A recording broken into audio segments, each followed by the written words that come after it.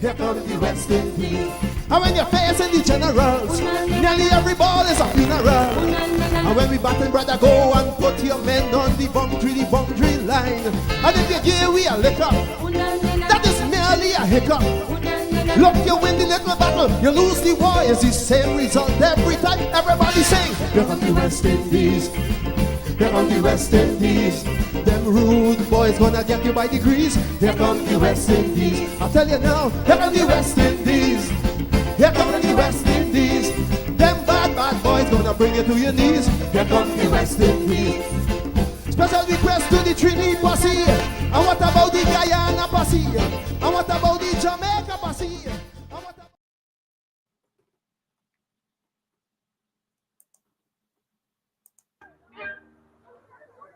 What the cricket is really, in fact, doing, it is reflecting the desire of the community to say to Great Britain, we have been colonies for 300 years, and the time has come to redefine our political relationship to Whitehall. Independence is in the air. The trade union movement is demanding the end to the colonial relationship. There is a middle-class movement speaking of sovereignty, constitutional break with the British Parliament. So the cricket and the politics are intertwined. Through the 1930s, demands for political independence and social reform gained momentum. As the white elite resisted, the situation became increasingly volatile, and a series of demonstrations and general strikes swept across the region. But any hope for change was put on hold with the outbreak of the Second World War. People in the morning tell them I am coming, so they better prepare for war. People in the morning tell them I am coming, so they better prepare for war. Tell them murder, kill and slay, war declare at the break of day. On the lion and West Indians fought alongside British troops to defend the empire. But when the war ended, the soldiers returned to find that many black West Indians still lived in poverty. One of those to grow up in these ghettos was batsman Everton Weekes from Barbados. The cricket he played there as a boy trained him to play his shots along the ground. Actually, I was born just about 200 meters away from here, Kensington Oval, and I played most of my cricket in that corner there. The houses were very close together. If the ball went through somebody's window, you know, you were given out, sort of thing. That was one of the reasons why the ball was struck on the ground.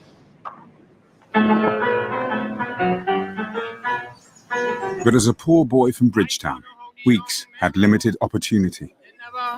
Just as West Indian society was still divided between black and white, cricket clubs were also segregated.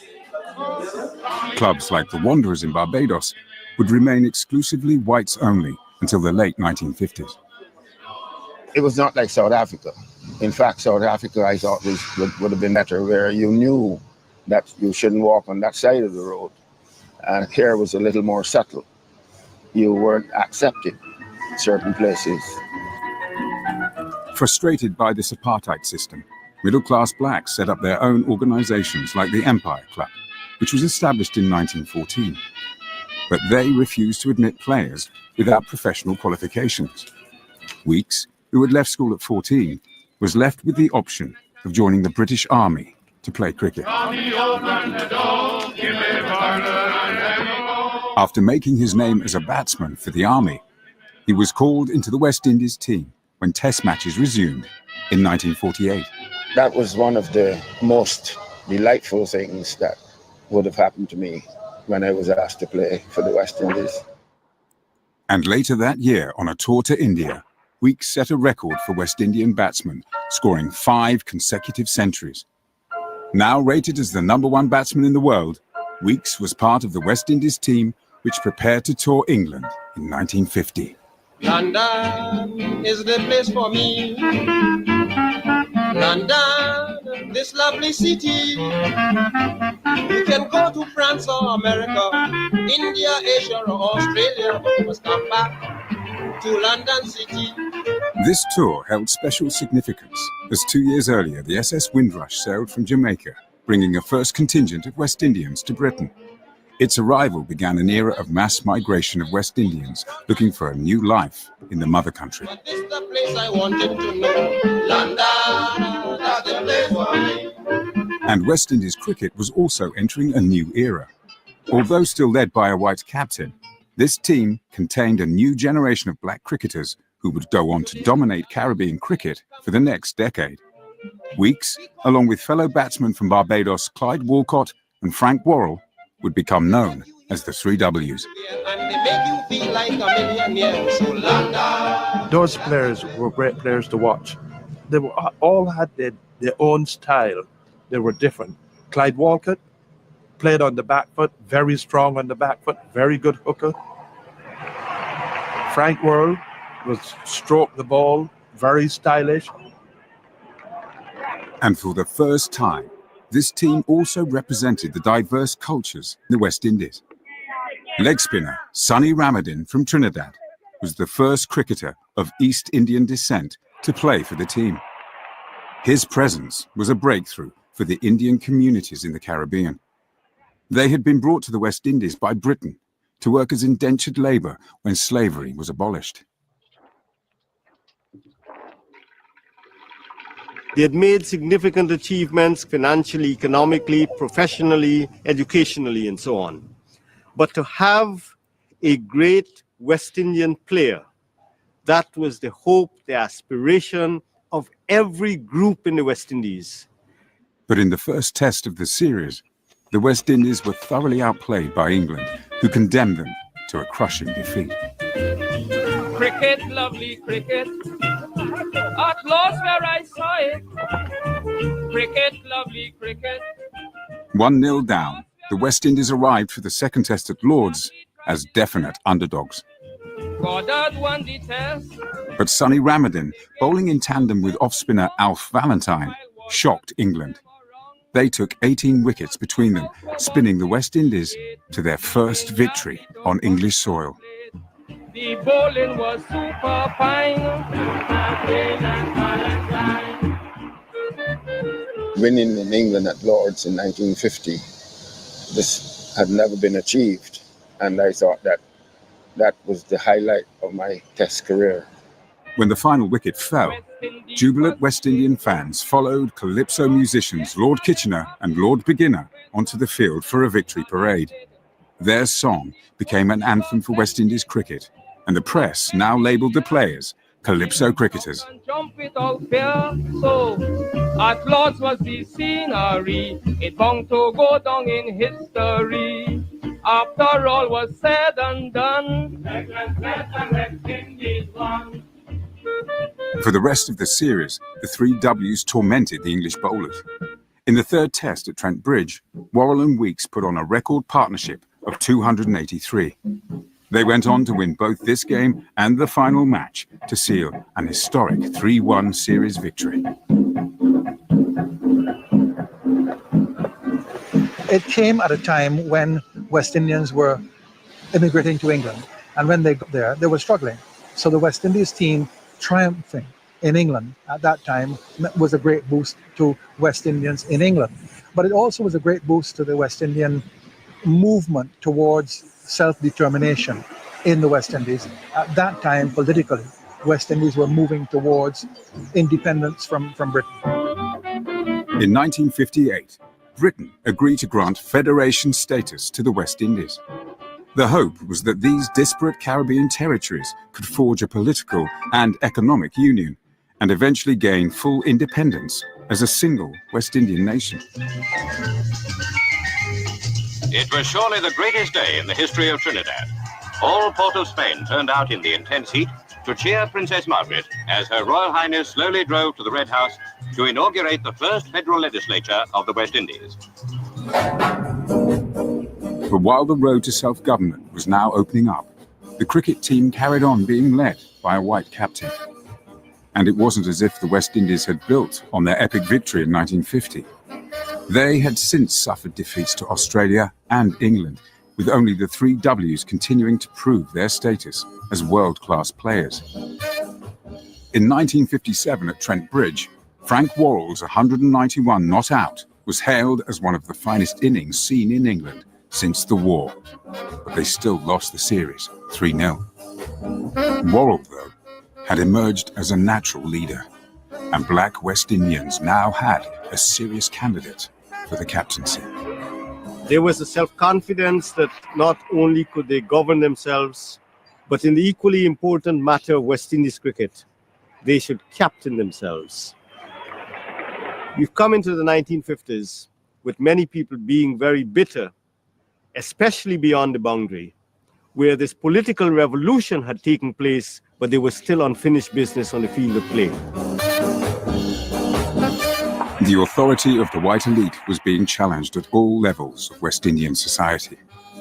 In Trinidad in February 1960, at a test match against England. Oh, well, good evening to you and welcome to today's edition of West Indies Cricket 101. A little bit of cricket in its wider perspective there. You know, on days like this, after suffering a heavy defeat as we did yesterday, well, we would say in the Caribbean last night, you want to reach deep into our history, into our understanding of the importance of this game in its dimension, its broad dimension, in order to keep your sanity. That is that we lost handily, heavily, but when you look into the larger trajectory of our cricket, we're still alive. We're still alive. Many people, last night somebody called me and said, David, why don't you use Politics 101 to tell them why they come home? let them give up and come home. And I said, well, no. We have to take the long view. If that were the case, then when we started in 1928 playing Test cricket, we would have given up by the 1930s, the 1940s, but we stayed on. And in 1950, as we saw in the documentary there, in 1950, we prevailed in England and went on 20 years later to begin the longest reign of any sporting team in a game, a team sport, the West Indies dominating for almost 2 decades. It has not been equaled after then, and it was not, obviously, didn't happen before. So sometimes we have to stay on the back foot and say, let's wait. Let's wait this out. Let's wait this out. Perhaps I'm the ultimate optimist, but optimism we have to have.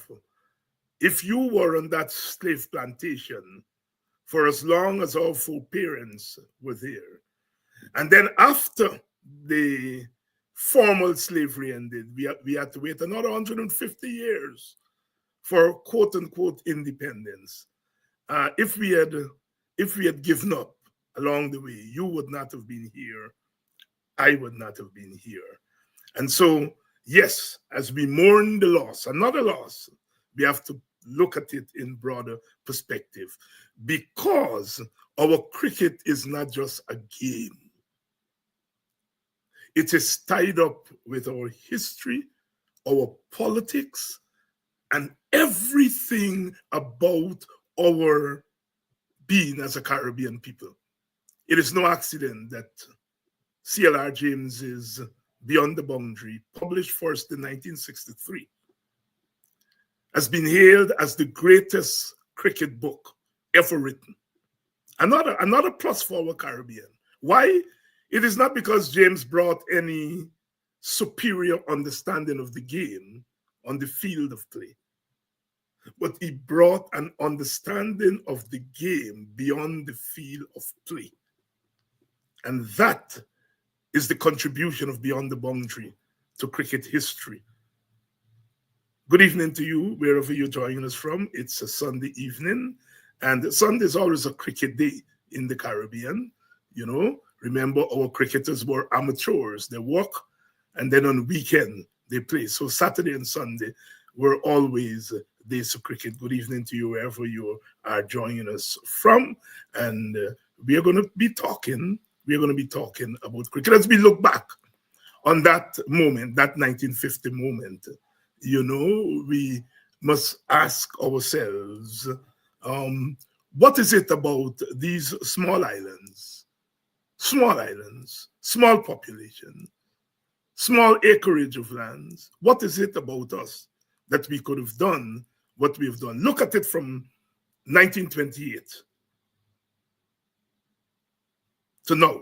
In 3 years, it'll be 100 years since we were playing cricket. Look at the larger arc of things. And we'll see. You saw Everton Weeks there, a gem of a man. He did something in cricket that perhaps they had not thought about before, hitting the ball on the ground. I think he only hit 1/6 in his entire career. And he explained it in simple terms. If you hit the ball in people's house when you were a boy, you're out. Right? I remember, I think it was that same 1999, landing in Barbados, and there was Everton Reid sitting at the airport waiting for somebody, and somebody pointed and said, "That is Sir Everton there." I said, "What?" And so I went up to him and I said, "Good day, Sir Everton," and he answered me normal, you know. I mean, my heart was beating because this is Everton Weeks, you know. And he said, based on your accent, it seemed like you're from Guyana. So I said, yes, and so forth. And the first question I asked him was, why you concentrating on hitting the ball on the ground? And he gave me the same explanation that he gave there. It was one of the joyous moments of my life to meet the great Everton Weeks. Not very often you get to meet these men who, in a sense, were the building blocks of what we are today.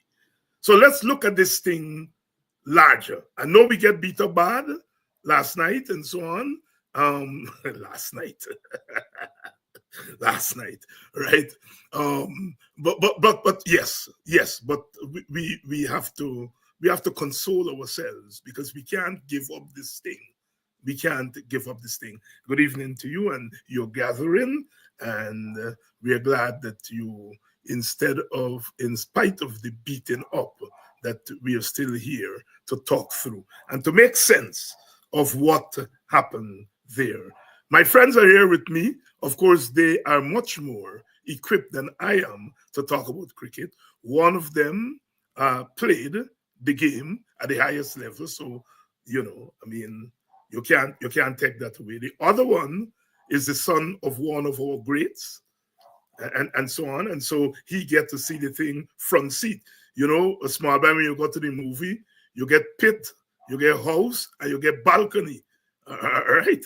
And pit was for people like me and you. When he was in balcony, you get to see the thing up front and so on and so forth. So they're better equipped to deal with this thing than I am. I'm talking about, of course, Dr. Vincent Adams and brother Basil Butcher, Basil Butcher Jr. Gentlemen, good evening. Basil Butcher. Good evening, Dr. Hines. Good evening, Vincent. And good evening. Hey, good evening. Good evening, Basil and Dr. Hines, and to our wonderful audience. I was looking at football. The Phillies Philadelphia just beat Los Angeles. I had that game in the snow. In the snow. Yeah. Basil, have you ever met?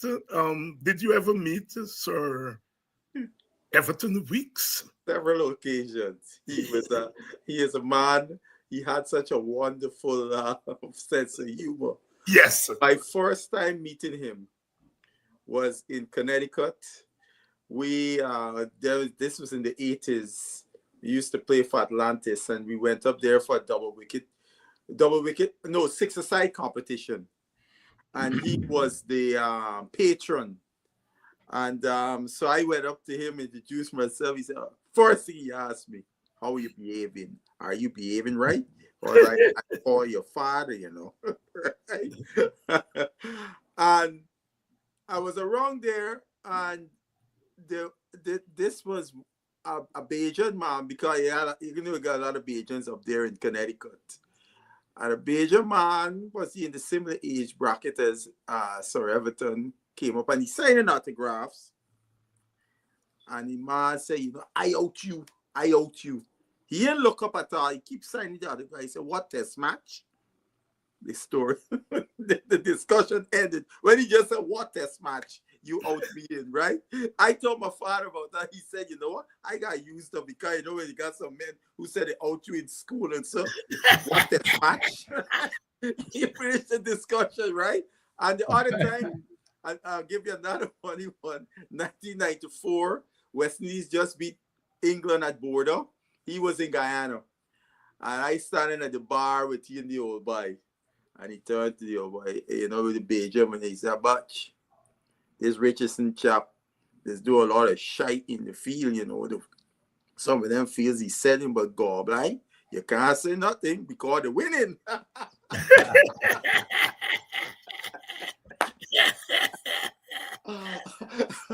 Yeah, man, he had such a dry sense of humor, man. You know what I mean? It's like one of my friends tell me he watching the game with Sir Everton in Barbados, and a guy play a brilliant, well, not brilliant, so the guy hit the ball for 4, and the whole crowd rearing up. Sir Everton and said, what all them going on with? Did they watch where that guy foot was? Vis-a-vis the back. Next time when the guy go again, because the positioning was not good, instead of going for 4, it went straight to the man. He said, you see what I'm talking about? That's why, I'll tell you this. That's why I used to enjoy when I go to cricket, or when I sit down with my father and we watching cricket. Because those guys see things that us, the mere mortals, because of their experience, they see things going on in the game. And then they would make a comment about it, and you say that's when I would then pick your brain. What you mean? What you mean by this? What you mean by that? Because I always tell the story. The first time you seen Chandapal bat, Chandapal make 3 runs. President's 11 match 94. Same 94 when he make his debut. Mm-hmm. And me and he walking out the border now, getting ready to walk down Rob Street to go catch transport to go back to Linden. And he turned to me and said, that chap Chandapal is a damn good batsman. I look at it, the man make 3 runs. He said, no, skipper. I saw a ball slow up on him, and he was in good position and played the ball. That is a mark of a good batsman. He was right. Chandapal went to be one of hard runs. Yes, and of course, someone here who is in that category, having played the game at the highest level, Dr. Vincent Adams. Vincent, have you ever had a chance to speak to Sir Everton? Yeah, many times. As a matter of fact, I was one of his favorite players. Exactly. Yeah, Basil knows his story. When Vincent played on the 19, that's right. Your boy was in Australia, and Sir Everton was a selector. Yeah. And when your boy came back, Sir Everton said that Vincent is the most talented young batsman in the region. Yeah. The old boy was so happy to hear that. Yeah. As a matter of fact, that was when I broke out on the scene in 68 on the 19. Well, it was on the 21 that year. As a matter of fact, a lot of people don't realize it. That was the first real youth series. Well, we had a series before that in 1966 where Kali Charan played, and I played in the team. But then we didn't play in 67. Then 68 was the Benson Hedges. It was an under 21 tournament, but Guyana, Clyde Walcott, as a matter of fact, Clyde Walcott said Guyana will be playing on the under 19 team in the under 21 tournament, because he said if you're 21 years and you make your national team, I don't see where your talent there. So we can play the under 19 team. And do you know we played the under 19 team, and we won the tournament. A lot of good players came out. But I remember, like I said, he really liked me. He thought I had great technique and everything. But I remember I was batting, and I was the batsman who was making the runs. It was myself, Yagoro, and Sam Morgan, so I was the batsman that he liked, because at the same time the West Indies was looking for an opening batsman. So I remember I was playing against Trinidad and I saw Jumri off, Inchenali off, Julian off, and then Richard D'Souza now decide, normally just decide to come on and take over. And I said, oh yes. I said, who the hell is he? Because I see half the big bowlers. And I get up 48. And first ball, Richard run up. I didn't even know Richard bowling. And I decided I hit Richard over the top. But I hit it right back in the hand. And I walk in the pavilion. And Sir Everton come up to me and he said, young sir, what were you trying to do? He said, you're batting good all the time. Tell me what you were trying to do. So, well, Chief, I said, let me go hit you over there. You know what the man said? What he told you there, he gave me another thing. He said, do you know that 3 4s are always better than 2 6s? Never forget that. And I didn't know what he meant. And I talked to, when Basil fired, I talked to Basil fired. So I said, he told me that 3 4s are always better than 2 6s, but I see you just beat bowling, you hit 6. He said, with all his greatness, he only hit 1 6s in the entire career. I never knew that. And then Basil Father told me that too when he told Basil Father. But in addition to that, he called Clyde Walcott after that series, and he told me, because Clyde was the Guyana selecting chairman. He said, Clyde, I don't care what happens, make sure that he's in the Guyana team, because I want to take him to England in '69. He's got the technique. He's the kind of person we want in England. And well, I still made runs, so I earned my place in the '69 team, but I didn't make enough runs. And I remember when he came down, I played 2 games, one in St. Kitts and one in Jamaica. I made 47, and in the one in Jamaica, I made 21 or something, but that was a top score out of 72. Mm-hmm. So I remember him saying, what happened? How come you're not getting runs? And I said, well, and he just gave me a little talk. And then he said, but however, you made 2 scores that I watched.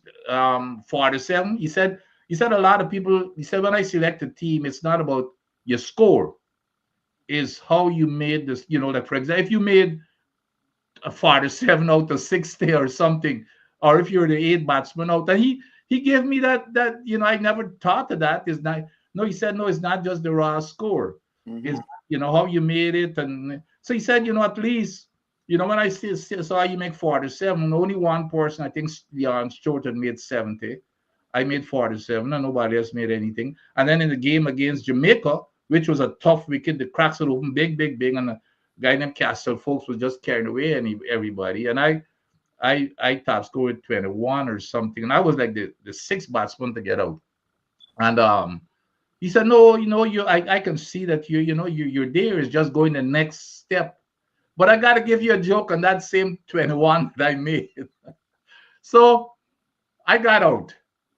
So I'm walking in now, and Rex Ramnareis is coming in, right? So you're passing. So I said, Rex, nothing to worry about, just take it there. Rex told me, how the hell you know all of that and you going in that direction? Where is Rex Ramnareis now? I mean, sometimes my mind goes back to some of these players. He lives in Queens. He had suffered a stroke several years ago. So, yeah. But you talk about, he is probably the best all-rounder. Bernard Julian and them could not carry Rams jack straps. I'm telling you. He was one of the best all-rounders in the West Indies. He was a better all-rounder in my money than Julian, Boyce, and all of them. And even Ram did not know how well he could bat. A lot of people talk about the inners and outers. Ram, to me, was a better batsman. If he had concentrated on batting, he could have made the Guyana team as a batsman easily. But he was a hell of a batsman. Great all-rounder. Yeah, because a lot of people may not know this, that in '68, the rest of the world team that was playing England, he was in England and he replaced when Gary Sobers had to go on county duty. Yeah. So he has that record of a man who never represented internationally that played for the rest of the world against Yes. England. And I can tell you this, my father said this, I ain't gonna call the guy name who was in the West Indies team in 69. He said that Ram come with us in 69, we'd have won that series easily instead of a certain player who got selected. I ain't gonna say nothing. A certain bowler? A certain quote unquote all rounder bowler. A bowling all rounder. I'll give you a hint from Barbados. Yeah. I know what you're talking about. Nah, he was a heck. I know you're talking about. But even in that game, Basil, even in that game that he played for the rest of the world, he carried away like 3 wickets. Yes, he took wickets. He played twice. He played 2 games for the rest of the world. 2 games. But I don't want to give away your father. But you know, I was running through some old records and ran into that Barbadian all-rounder thing and so on. And I hadn't realized that he had played so much county cricket. Oh, yeah. Yeah. I didn't realize he played so much. I know he played for us. That was why he got in the team. Yeah. Because you know, in those days, you had county cricket behind you. Yeah. That counted for a lot, even more so than somebody playing Shell Shield. Yeah. Good evening to all of you. Please share the link. We're talking cricket, and thanks to all of you for staying with us. And Basil and Adi, don't believe these talk, because a lot of people tell me they tune in for this part of the program where we reminisce, and that is why I always start with it, especially for some of the younger people here. Some of the older ones is taking them back in time. Yes, so this segment of our discussion is not waste. People make sure to tell me, David, don't stop it. You know.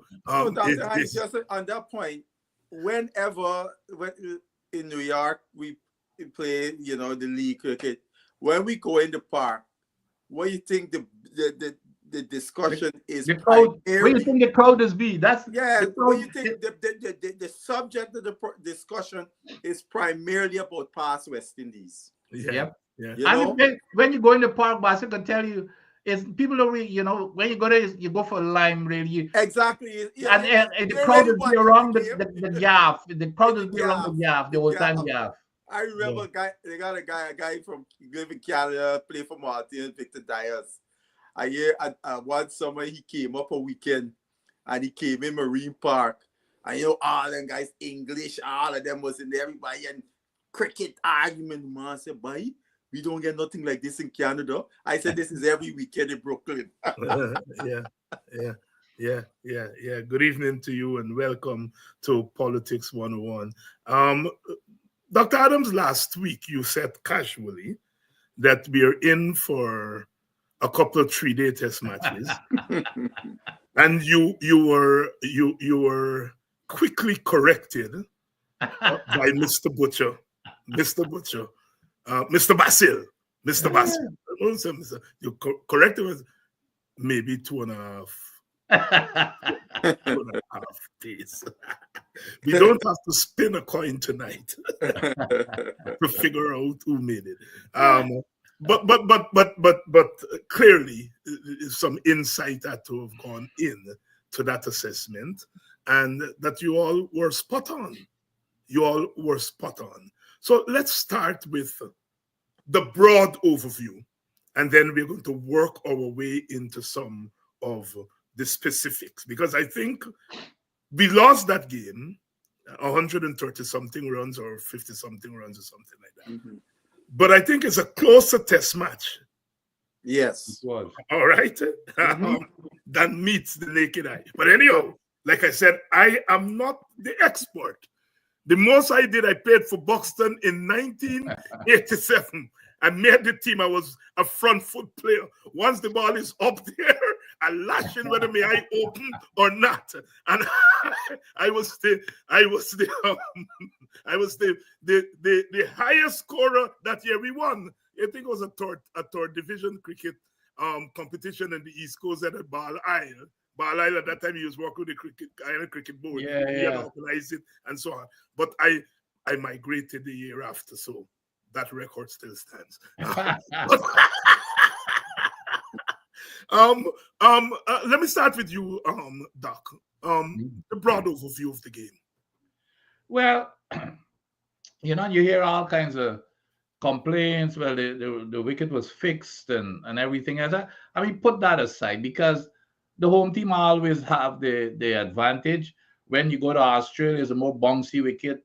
And Basil can tell you, you hear it all the time. I remember my father used to say when they go to India in the old days, dust used to be flying all over the place. So that's always the case. But but remember again, this year it was. You remember England? They did the same thing basically to England. People are blaming the wicket on that same wicket, by the way. So it's not a question that they fixed the wicket for spin. That same wicket England made 800 and something. They made 500 something. They lose. The next game where the two spinners dominated was not even Moulton. It was I can't remember. I can't pronounce the name of it. Yeah, right. And then they came back to Moulton. So, but what happened to me in this game here, putting all of that aside, was again, I always believe that it was a difficult batting condition, no question. But I do not believe that we applied the way as you got to fight through these things. But it seems as if what we're doing, we're giving up. We're saying the wicket is playing bad, and it's a hit or miss. Men are just going out and throwing their bats at the ball in a condition like this. We should have, what I enjoyed more than anything else in this test match was the 141 partnership. Even though it was on the other side, that was a classic way of how you play on that wicket. Those guys, they were not swiping. They were playing intelligent shots. I remember a few times they would even chip down and instead of hitting it over the top, they would just push it to long on for a single. Just control. That 141 was a classic way that showed if you bat it that way, you could succeed. It's a difficult wicket, we all know that. But when you come in and all you're doing, you play reverse sweep, the captain came in. One man, you can't tell me when you're at that level, because the first thing you do, you look at the field and look at how they're bowling. One man is down on the deep mid wicket boundary. One man. And at that early stage in the game, and it's not a case where he's got power to hit over anybody over on the boundary.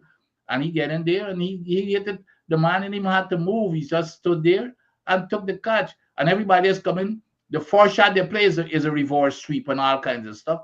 That's not the way to play through these type of things. When you look at the old West Indians, like Basil Fard, a lot of people say he was the hardest West Indian to get out. And I remember when I used to play with Basil Fard, and you see we were on a tournament wicket and stuff, and I would play forward and the ball would beat my outside edge and I would get worried. He would come down and say, well played, well played, son. He would come down the wicket and say, well played. I said, well played. The ball just beat. He said, no, if you hadn't played correctly, it could have hit you and you would have been out. But that's the way that those guys used to think. It's not to give away your hand. You have to work for their wicket. But it's just to give people coming on this wicket. They say, okay, the only way to do it is hit or miss. So you come in and you pelt a few lashes here, and then you're gonna get out that way. But that 141, which is that partnership, that was what made the difference. And it was. I hope that they go back and even look at that tape, at that partnership between those two guys, to see that it could be done if they bat like how those two guys batted. But Basil, there Doc is talking about that partnership between Shaquille and Rizwan. Yeah. That made a difference. He also referenced the fact attitude on the part of the West Indian batters. What say you? I agree with that. The difference in the game was that partnership.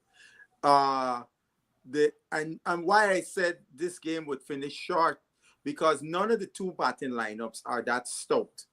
And on a difficult wicket, the matching going into no 40 or anything of the sort.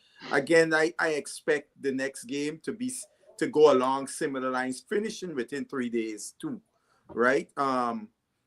What I saw in the first inning, for the West Indian batters, they they came to try to see if they could just simply force their approach was, I gonna block out, block Yes. on a wicket that is spinning and so on and so forth. That can't work. With 5 and 6 men wrong, you bat. I give you an example. I remember one time listening to Gavaskar saying something about the difference of playing good spin bowling in conditions that favor spin versus playing fast bowling. He said fast bowling, you just react and you gotta got guts. Those are the two requisites, right? Spin bowling, it calls for much more footwork, using the crease both laterally and vertically, knowing the choice of the shot to play, playing with soft hands, because you know a lot of times you can got batters all around you, right? Know when to use your feet, know to sweep, when to sweep, and all of those various things. And go to the second inning, what we saw with our players is exactly what many of us saying, including myself. Our players don't have a lot of tools in their toolbox when it comes to playing spin. So for them, sweeps, the reverse sweep, like you see Athenaeus was sweeping left, right, and center. He was getting through, but it was just a matter of time in my view.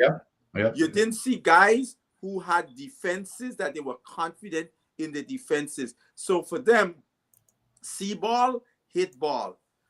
There was a point in the game when Shaquille was batting and Bazid Ali, Bajid Khan, that's Imran Khan, that's our Majid Khan's son.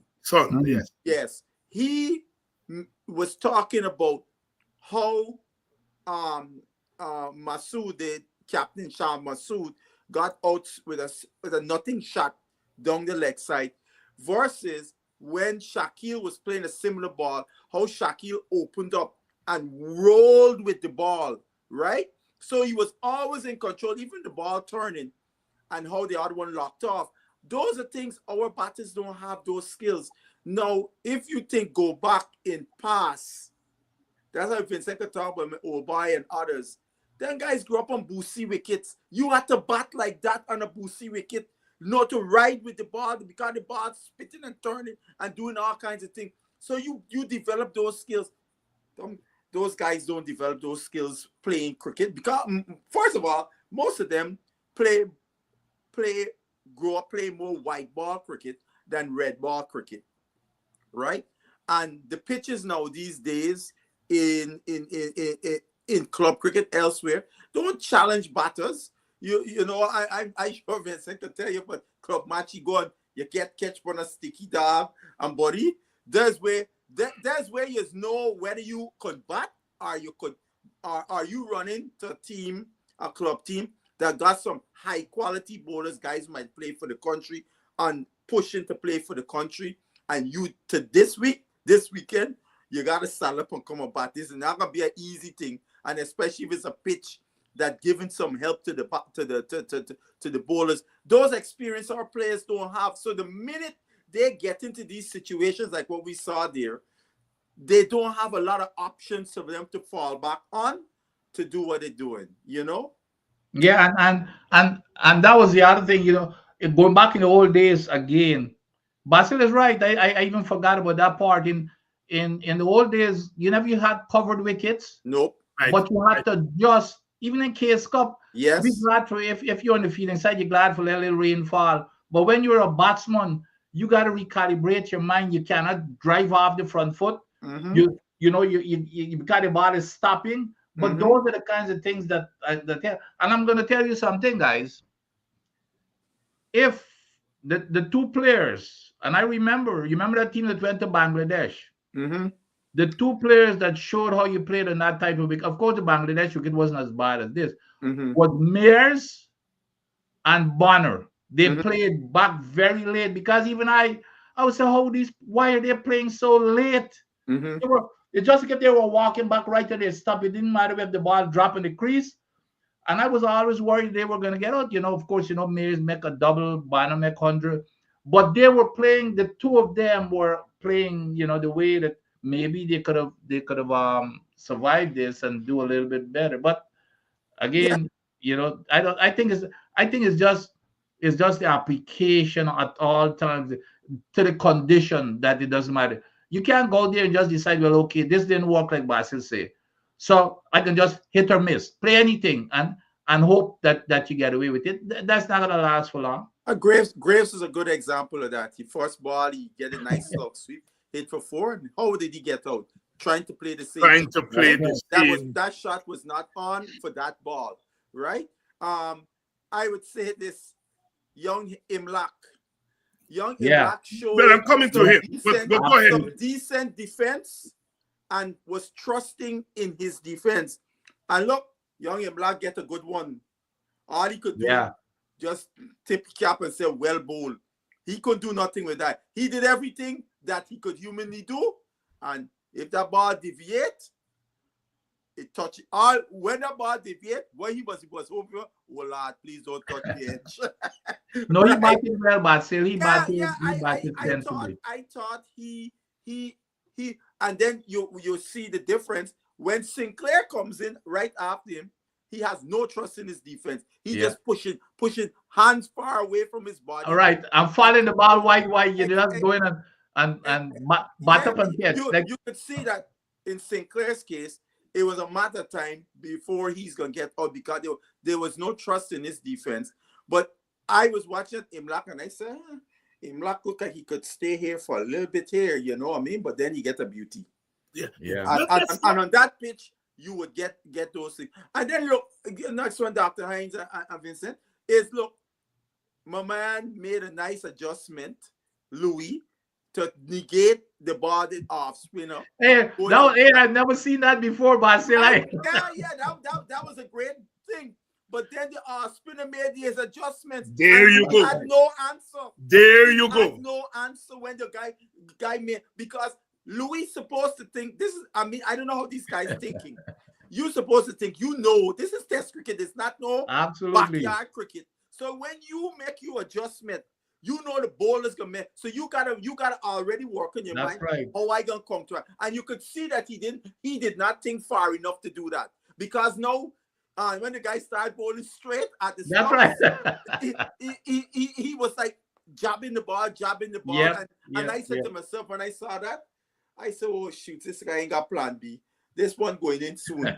Good evening to all of you who are joining us on West Indies Cricket 101. We are reviewing the first test match, which wrapped up in a matter of 2 days and a couple of sessions. And we are doing not post-mortem, because they can't bring back dead, as you all we just say in Guyana. Certainly trying to do some analysis and look at what happened there in its larger perspective. Basil, I want to come back to you, because I think I did tease you on this program a couple of weeks ago, because I tuned into the program that you do with the Jamaican guy. Yeah, the Jamaican. And I heard you analyzing Mr. De Silva. Right. And his keeping. And I paid close attention.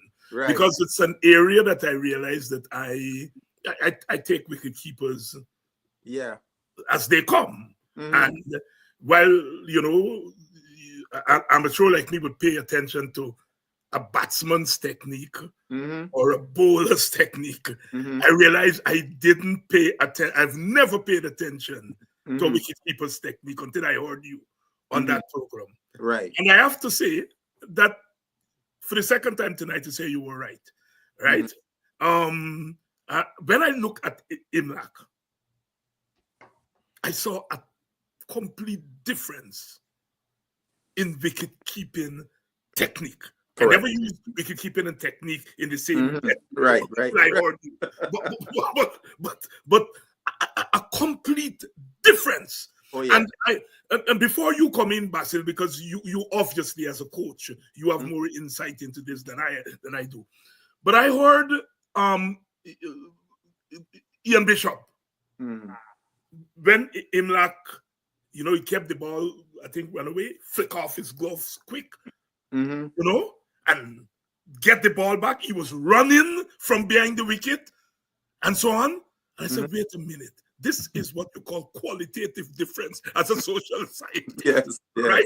Right? Yes. But I would not have paid attention to that had I not heard you on that program with with the Jamaican guy.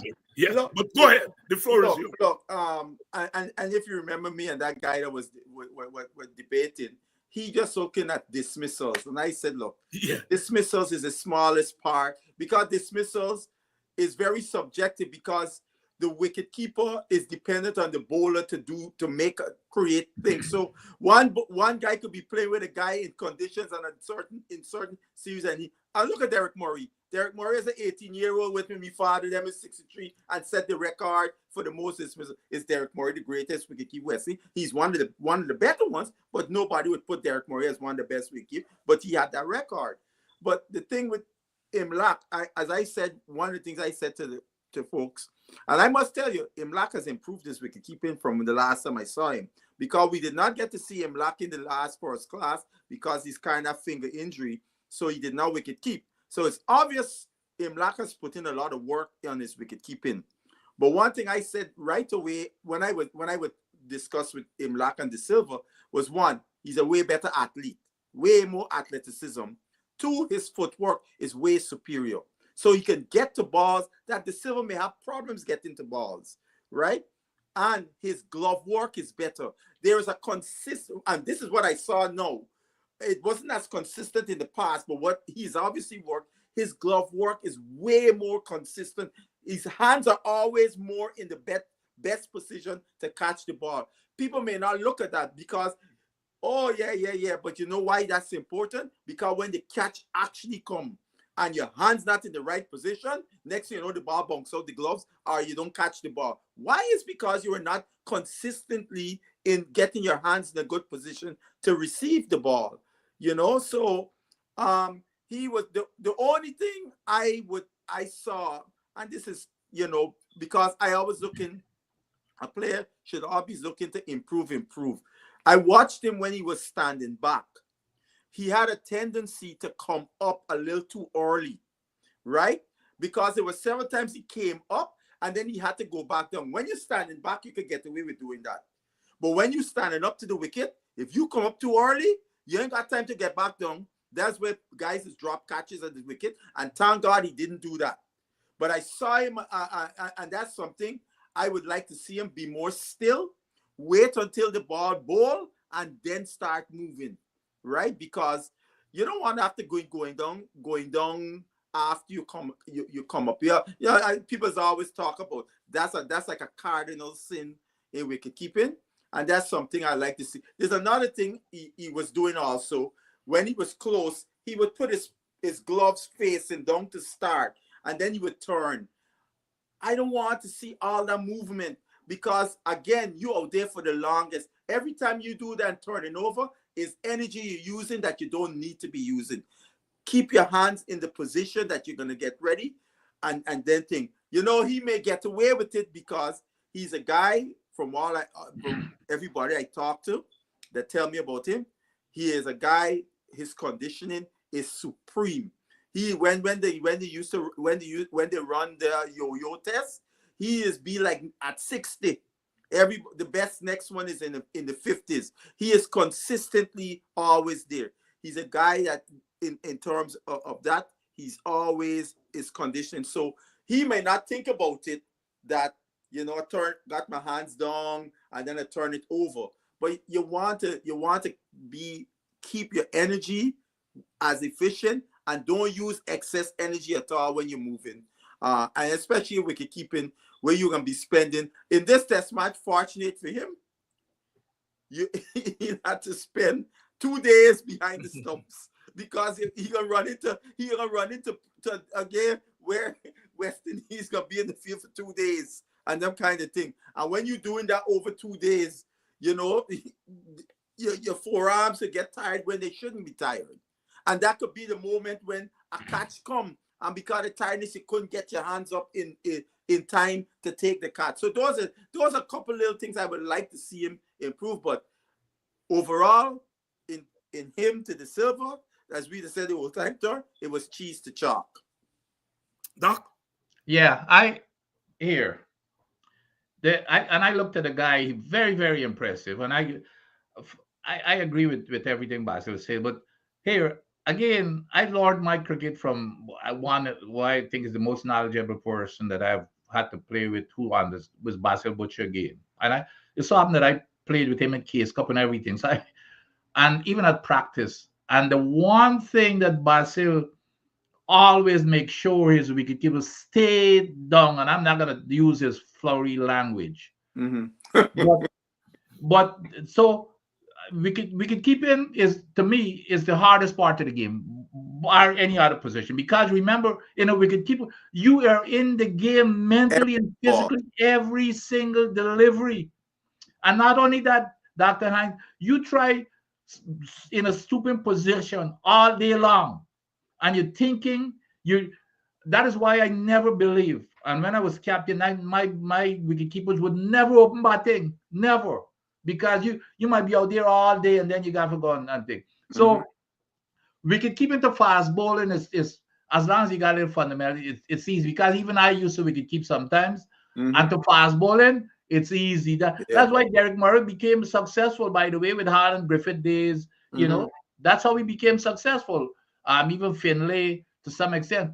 But it's to the spinners. And the one thing that you must do, you got to keep down. You cannot move. If you get up too early, you cannot move laterally because you're committed. Correct. Or you can't do anything. But you gotta stay down, like Basil said. You got to stay down as long as possible. And the silver was all he was all over the place. But this guy, he's impressed me, and I agree with Basil. If he can clean up that, then somebody ought to talk to him to make sure that he's got to stay down. Got to stay down until as late as possible. Because remember, when you see what's going on, then you make your move. But if you make that forced move and you pop up and it's not what you're expecting, you cannot go. It's hard for you to go laterally anymore. So I agree with everything Basil said, but this guy, to me, is very talented. And Basil said the right thing.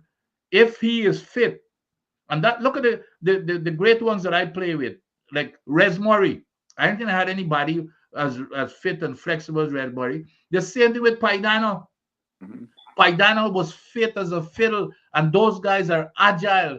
And that's what it takes to be a great wicketkeeper, because a lot of times it's a reflex action too, especially somebody get an edge. You got that glove got to move. Yeah. And so no, but the guy has talent. How old is he, Basil? He's like that's my age, 27, 28. Okay, no, he's got. I hope that they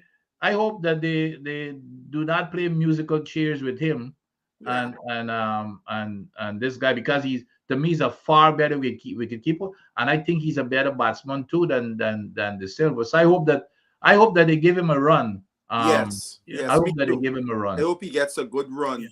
And I would say this too. Unfortunate for him, all our opponents we coming up against, some of the best teams in the world. So my man Imlak will get a baptismal, because the next home series we got is Australia. We got to play Australia at home. So and then I think we got to go to New Zealand. So he's not going to be getting any easy outs, so to speak, to ease into this thing, right? And then to play in Pakistan on a pitch that is that is difficult. Yes. Even I even see even Rizwan had some problems in it. And in Rizwan, because I went to sleep after we got Pakistan out. I said, right away in the first, I said, we making 125 on this pitch, right? And I wake up just as when I wake up, Pakistan was batting already again. And I go through the scoreboard and I saw 22 extras, 16 buys. I said, what? Rizwan 16 buys. Yeah. But then I went back and I looked at the highlights and I saw none of the buys were his fault. Right. Because they were particularly to Khan, where if he pitched that ball on middle or leg, it turns away. No way Rizwan could get to that ball because of the wicket spinning. So come, and then it was one by the ball actually rolled. So there's no way he could have get that ball. It just passed. Right. It rolled. And he was obscured. And again, it was down the leg side too. And it rolled on him. Because you see when the ball roll, he go like this. So it was like about 4 times. I think all of those buys was 4 boundaries that come up to the 16 by. And none of them I would blame Rizwan for any of them. And now that Basil mentioned down the legs, and here's the other difficulty about we could keep it. The offside is easy because everything is like, but you see when that ball got across the body, you lose sight of it. And then you gotta pick it up again. So you always judge if we can keep it too, especially spin bowling, as to how they're stumping down the leg side and that type of stuff. Because when the ball hit and your body, because you lose the ball, and then you gotta pick it up again when it passes the body. Whereas if it's on the offside, it's easier, if it beats the bat and that type of stuff. But those are the little things that, And when we say in batting, we trust your defense, there's we trust your technique as we keep it going the leg side. Got that catch that he took off Shah Masood, the catch in the 4th innings that he took off the Pakistani captain. That was there is no, I will bet you the Silver wasn't getting to the ball. Yeah. He catch a ball, probably another set of, not even one set of stumps. Another set of stumps was how far across he had to go to catch that ball in the leg side. The Silver ain't got that kind of agility and footwork to get to that ball, because a lot of times the Silver don't even push off the right foot when you got to move laterally. Gentlemen, I want to take you all to a place that may not be that obvious, but we play 3 spinners and obviously justified in doing so. But are you all satisfied that the captain, our captain, handled our 3 spinners well? I have my doubts, but like I said, I am not the expert. No, I mean, I think Dr. Hines, you raise all of us raise a question. I thought when he in that inning, the 1st inning, Moti bowled so well with the new ball and did not get to bowl, did not see the ball again. I was like, how are you nurturing confidence in Moti? Yeah. Now in the 2nd inning, even the same thing in second, he didn't bowl well with the new ball in the 2nd inning, but then you're going to turn to a part-timer before you give Moti the ball again. You're going to give Hodge, and Hodge just, Hodge opened the gates. Whatever pressure was on that Sinclair and Warwick Khan was doing, and then you bring Hodge on, he opened up because Hodge bowled a bunch of bad long ups and them guys get some boundaries and so on. And Moti, part of your leadership is nurturing confidence. And although Moti didn't bowl well, you gotta give him, unfortunately Moti come on and bowl stupidness again. But still, you can't be giving Hodge before Moti. I found that to be a little really off, in terms of, not to use the word disrespectful, but I think he really did Moti, didn't do no favors to Moti by doing that at all. Yeah. And before I come to you, Doc, given what Sajid Khan was doing, don't you think that perhaps he should have invested a little bit more and probably a little bit earlier in Sinclair? Because in the 1st inning, Sinclair was getting that ball to jump all around and so on, but he brought him in late. I just want to get your thoughts on that.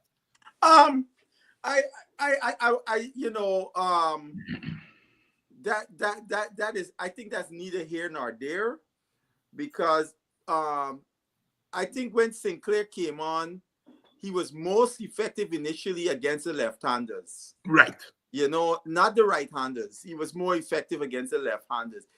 There were some overs, even Shaquille, Sinclair had Shaquille, but again, because Shaquille got good defense, he was able to survive some some serious balls at Sinclair. Well, I mean, the pitch helping Sinclair. Right. That's my point. The pitch and the ball Sinclair, much, you know. So you know, but sometimes Brathwaite is really scratch your head as to how he using bowl. I think he bowled also, and I understand what he was trying to do. Seals early up to Seals when it was 10 straight overs or something like that. Seals bowl, and then we couldn't get Seals back to come in and bowl for a long time. Right? You know, again, you know, he's the one. He is your wicket taker. You can't get your wicket taker bowl in such extended spell. You could have stopped him at 7 or 8, man, and said, because I want you to come back in the case if this partnership bill come back, Seals, and see if you could break the partnership, right? But Seals couldn't come back, and then we were left to the mercy. You know, the Pakistan batters were able to capitalize. They didn't have to deal with Seals. Because I remember when Seals was bowling early up, he was giving everybody trouble. Right. Doc, taking Seals into consideration, you know, the use of the 3 spinners, and of course, what's his name, 7-4 in the second innings. Warwick-Khan. Yeah, I've seen Brathwaite, and Brathwaite has never impressed me as a captain who understands the game. I mean, I never forget the very first time I really lost any confidence in his ability as a captain. I remember a game in basketball. I remember because we were in the chat and I could not believe my eyes. We were playing in St. Lucia, and I think it was against Sri Lanka. Mm-hmm. And that wicket, when Mears had the ball, you know, seaming, and I remember Gabriel had them jumping and all kinds of stuff. Gabriel, he brought on Gabriel. And you know what this man did? This man removed the slip, no slip for Gabriel, and put the man at fly slip. And I could not believe and I put the man at deep mid wicket on the deep mid wicket boundary. And these people then hooking and pulling and nothing. They're trying to get out of the way. Mm-hmm. Move the slip, no slip. So since I saw that, I said this guy doesn't have any on it. But anyway, as to this game, and I agree with everything Basil said there again. But remember, and you know, even with the spinner, the 2 main spinners were the 2 left-arm spinners. Mm-hmm. I mean, you know, that's without a fact. So I think, and for him, when Moti started the inning, and Moti bowled, he was like 14 overs or something. Yes. Mm-hmm. So I could not understand, and it could, to me anyway, when he did not bring Moti, and then he went, like Basil said, and bring back a guy. I did not even know that guy used to bowl. Hodge. I did not even know, you know. But I saw that. My only conclusion was there had to be something personal. I mean, that's as far as I went. You wonder. It had to be because it didn't make any sense. And you know, of course, a lot of people say, well, he was vindicated with Warwick-Khan getting, but who knows what motive. And here, Warwick-Khan did a tremendous job. He bowled really well, but who knows if he had bowled Moti, because pressure would have been, you know, they can't, when they're done with Markham, they got to deal with Moti, or they bowl them from both ends. Bowl your best spin. I always believe in that. These are your 2 best spinners on this wicket. Bowl them. Don't go to part-time spinners on that time. But it raised a lot of questions. But here's what it did. Now, when if you put yourself in that position, you're supposed to be, you know, as a matter of fact, Moti came into this thing as even ahead of Warwick-Khan as far as the number 1 left-arm spinner. Right. No doubt about that. So here you are, you know, and when you're at that level, you know, you're brimming with confidence. I'm the best batsman in the team, and I'm gonna, you know, I know, you know, I'm gonna take on my responsibility, and then I'm being treated this way. That is gonna tear away your confidence. Yeah. So when I get that ball again with my mental, you know, now you mentally, you destroy me mentally on the field. When I get the ball, I can't focus. I'm pissed off, and then I'm not gonna bowl it. So it interferes. It messes up his confidence more than anything else. Yeah, I think that we all agree here that the difference, and I don't think anybody would disagree with us, that the difference in the match was the partnership between Shakil and Rizwan. And I thought he did not handle his bowlers well. He had in Seals and the two left armers, your wicket takers, and given what the off spinner was doing, you had 4 aces in your hand, and he could have cut that partnership in half. I think if he had manipulated the bowlers in that partnership. Moti never came back. Seals came back for a brief moment. And I think during that partnership, he overbowled Warrican. Warrican took a lot of wicket in the second innings, but in the first innings, during that partnership, I would have brought Moti back for Warrican. He overbowled Warrican. In that first minutes. And you know, Bassett, quickly before you, and you know the thing is too, as a batsman, okay, when you get used, if I see one, like let's say I'm batting and Warkan bowling every over to me, I know I'm comfortable because I've played myself in a. But you bring on a new bowler, it set me thinking now. I've got to change up what I'm doing. You see. And I know that Moti is also a very good bowler. So now I've got to change my plan or do something. But if you got one bowler over, Warkan is not going to bowl anything different that he bowled to me in the last 4 or 5 overs. But when you bring on Moti, now it's a different, it's a different kind of a bowler. You got to figure this out. You got to start over again.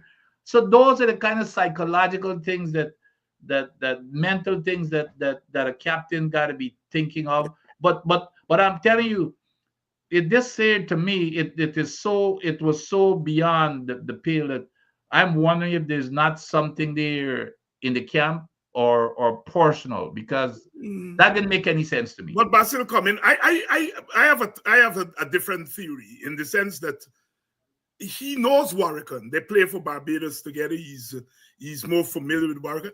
He hasn't captained Moti a lot, and I'm trying to say, to go beyond the theory of whether there is something personal. I see that with a lot of the captains, right? Yeah. Go ahead, Basi. I think what is obvious, he trusts Warrican more than he trusts. He does trust Warrican. I mean, look, it was on his insistence because West Indies, because somebody was talking to him about Warrican, bowling in the overseas doing well. So I responded to the person. I said, Warrican has played majority of his matches. Of the 18, 13 of them he's played overseas. He's hardly played at home. Yes. It was only recently because West Indies never played 2 spinners on the same team, right? And it's only recently when they brought in Warrican to play with Moti. I remember many people was like, what the hell we bringing Warrican for? Right. Bring Warrican for.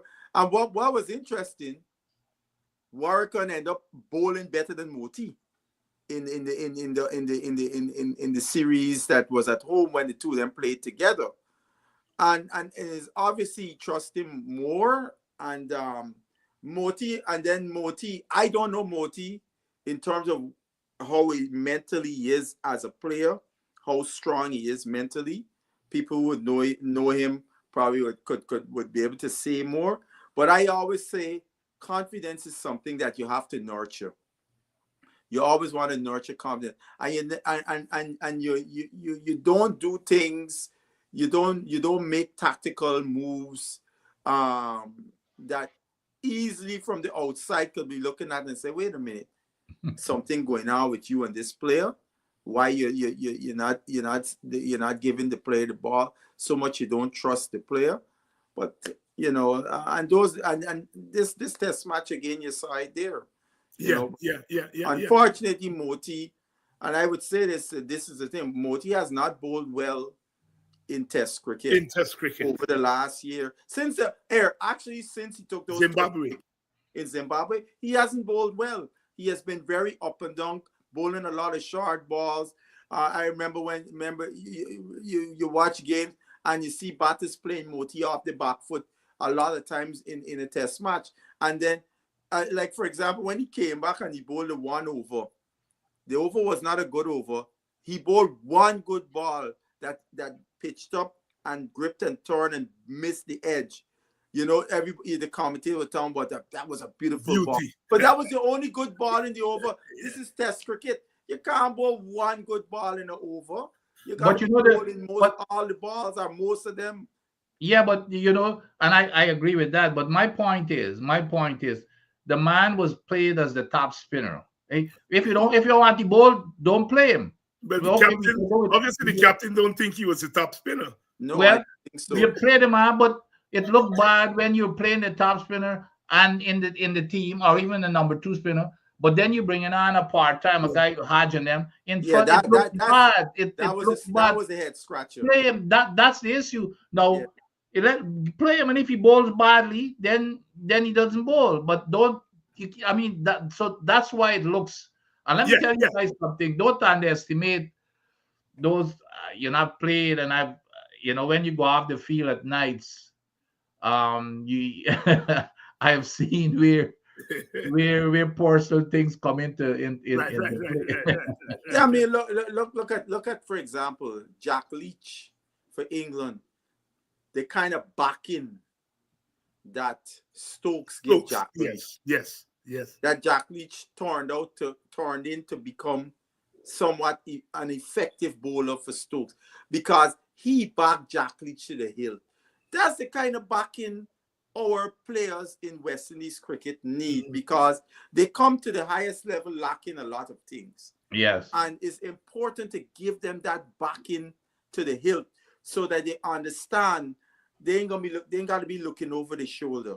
It's about them getting better and be able to execute more consistently. So you back them, man. Back them. And and this is very important in terms of long term because unless something happens, they're looking. Moti is looking at the long term. Young, so when you, and especially as a young player, when you start shattering their confidence like this, you're destroying that long term plan.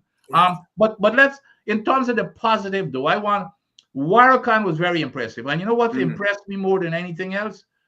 The commentator before the game even started last night, they talked when they were talking to him in the interview to Warrican. I know what Warrican said. It's all about the pace of the delivery on this wicket now.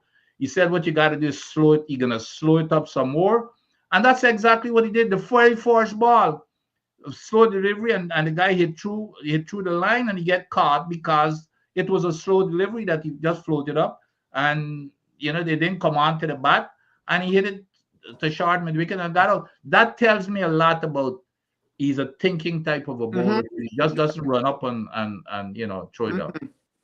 And Moti has had problems at the pace he bowls. Bowling the ball too fast. And often when he bowls it too fast, it's short.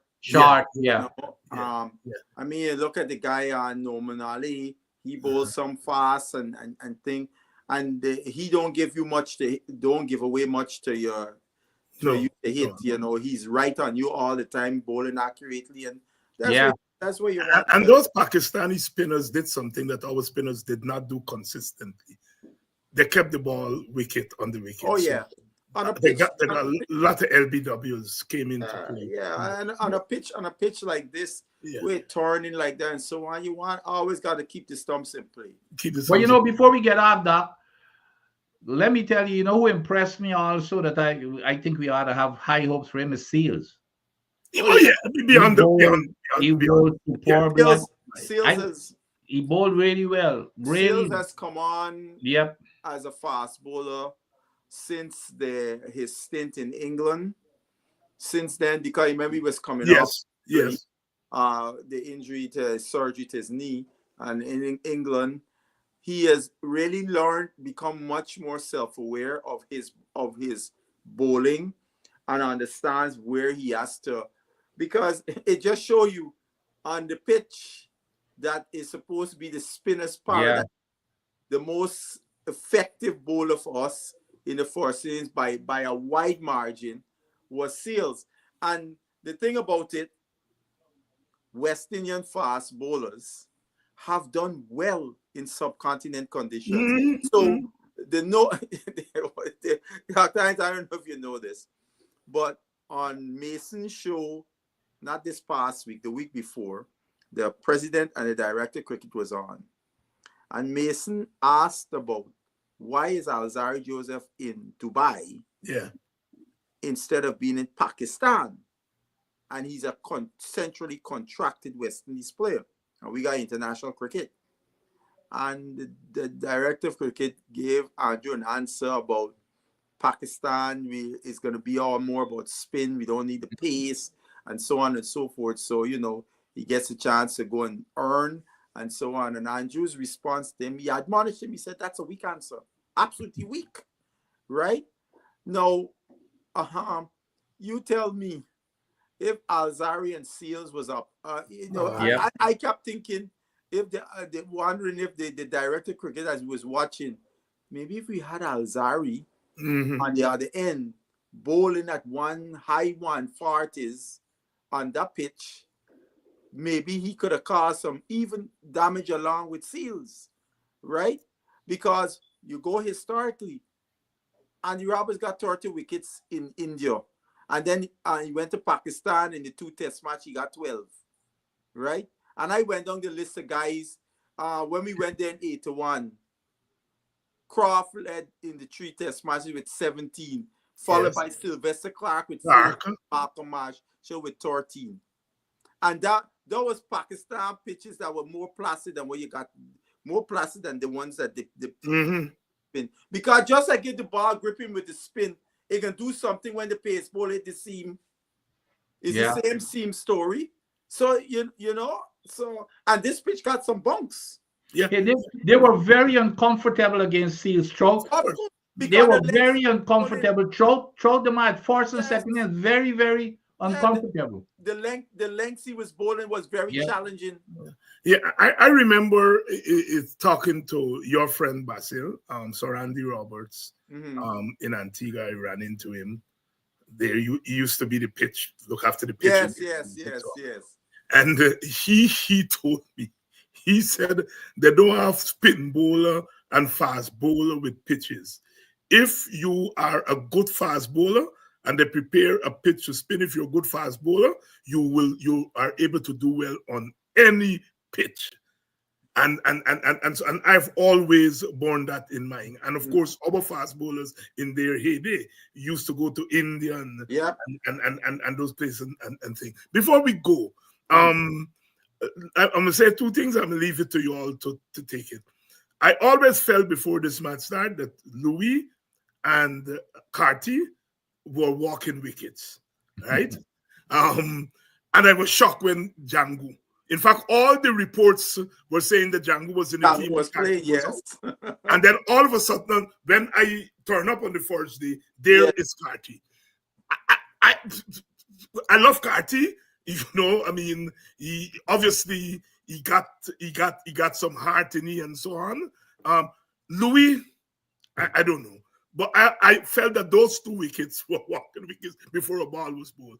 And I would have loved to see Django. His temperament and the fact that he is a left-handed too, there. I looked at the reverse sweep man. Atenes. No. If the talent that Atenes has, if he had some head with that talent, he would have win that match for us. You understand? But anyhow, as we look forward to this second test match, must we bring in Django? I had Django in my first test team, and I was dropping Louis, right? Because I didn't feel Louis got the tools to handle bat on a turning wicket. He just ain't got the tools. And this was not knocking Louis, but it was horses or courses. Whose skill set match up best in these conditions? I had Django in my team, and in this series here, the typical opening batsman role is no longer, because it's spin bowlers opening the bowling, right?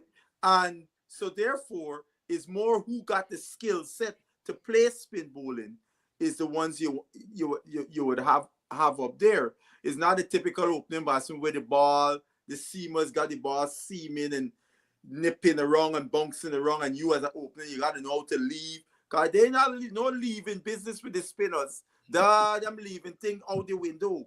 Unless the ball really outside, you're going to leave, right? Because so I thought that was my pick. I had Django playing and Louis sitting on the bench. You know, they got to make a decision. I got a feeling, I don't know if he's going to do it, but I would like to see Django get a look in the next test match. Doc? Without question, I always liked Django from it, you know, and I didn't even know about the guy until I think it was last year I saw him for the first time. But again, the most important thing when you get to this level, because everybody could play out the same shots and it's mental toughness. Mental toughness. And this guy, to me, he impressed me more than anything else with his mental toughness. And that's the kind of thing that you want here.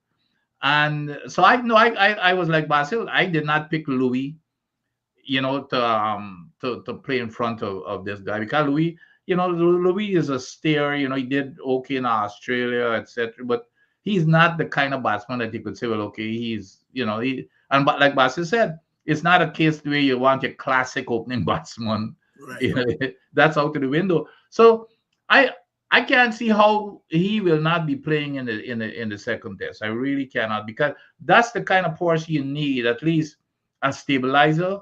And if he can get in there for a little while, he would stick around and he would play the kind of innings that you saw those two guys played with the 141 partnership. You know, hit the ball as it goes, play late, and those type of things. So I'm hoping that he gets enough. If Roach feels well, are we bringing in Roach? No. I hope they don't go as they would say in Guyana for sentiments. I hope they do. I mean, I love Roach. I mean, look, Dr. Hines, Pakistan picked this seamer with a guy Kuruma. Yeah. How much over he bowled, right? Look, and I'm gonna tell you about Django. I happened to be on a panel on Mason show before the team left, and he was a guest. I was so impressed with this guy's self-awareness as a cricketer. I asked him some questions about the things what you think need to be done to help you guys develop, and he was right spot on. And he said something that really endeared me to him. He said, I know this what I'm gonna say right now. My colleagues not gonna like me for it, but us, the young players today, they don't like to take advice from the older players. And he said that is a big mistake.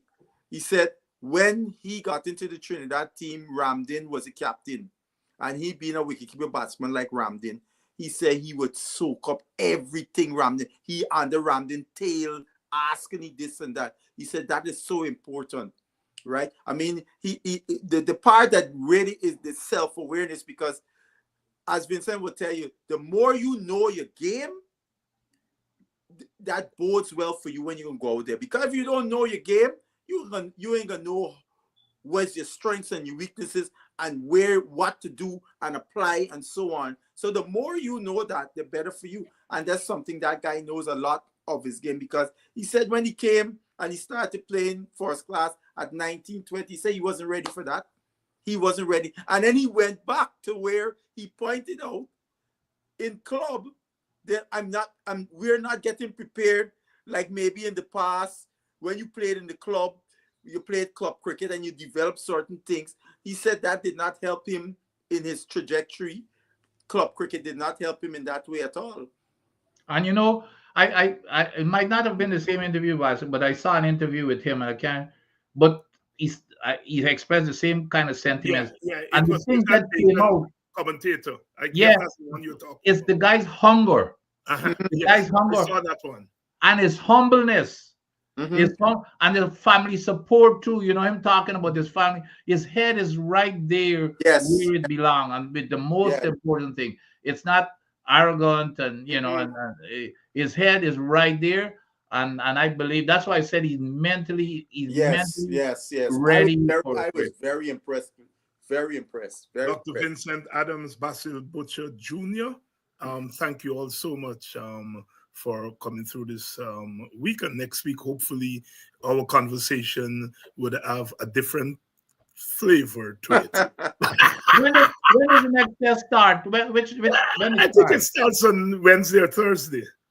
Saturday, I think, man. Saturday? The 25th? Saturday night, Remember, Friday this game night. had 2 more days. This game had 2 more days. This game, right. I think it starts on the 25th. The 25th is when? Saturday. Yeah, I think Saturday night or Friday night? Friday night. I think Friday. It starts Friday night. Yeah. Because it's Friday night is Saturday. It's Saturday. The game is scheduled to be finished. What To would be finished on Tuesday. Tomorrow There's night. about 3 days in between, and then you Yeah, have to right. play. Because there's no travel, because the game is playing right there in Multon. You know. So there's let me just make sure.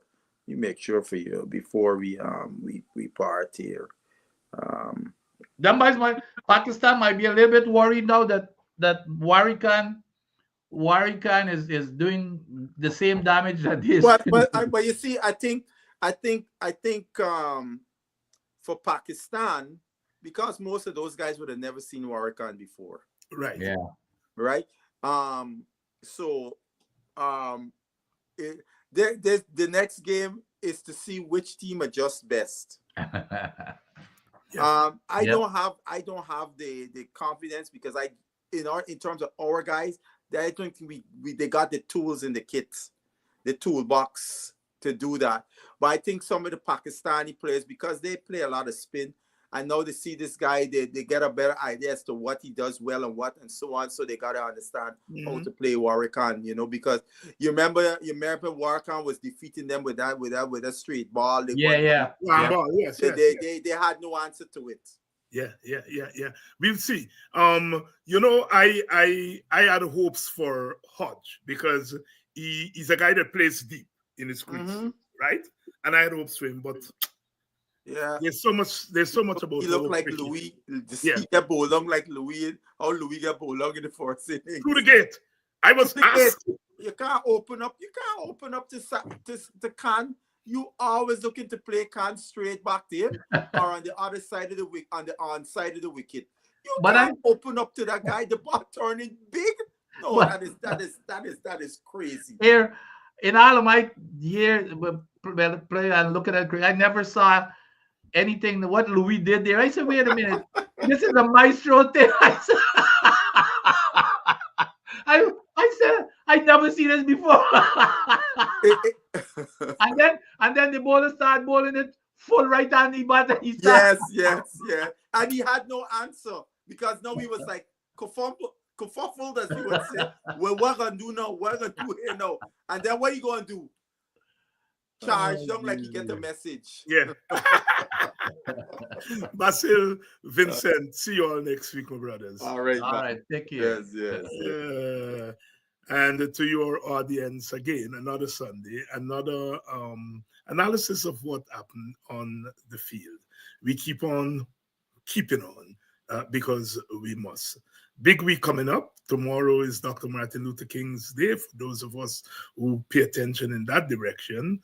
And then it's the week after budget in Guyana. So for a lot of you here are on during the week. So it's quite a week ahead of us.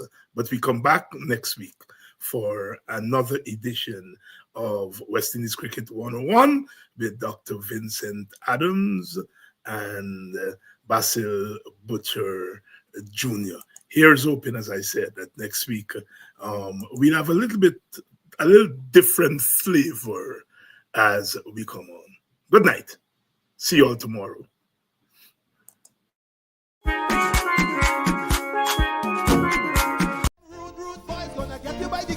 Here comes the West Indies. And when you're facing the generals, nearly every ball is a funeral. And when we batting, brother, go and put your men on the boundary line. And if you give we a lick up, that is merely a hiccup. Look, you win the little battle, you lose the war. It's the same result every time. Everybody sing. Here comes the West Indies. Here come the West Indies. Them rude boys gonna get you by degrees. Here come the West Indies. I'll tell you now, here come the West Indies. bring you to your knees. Here comes the West Indies. Special request to the Trinity.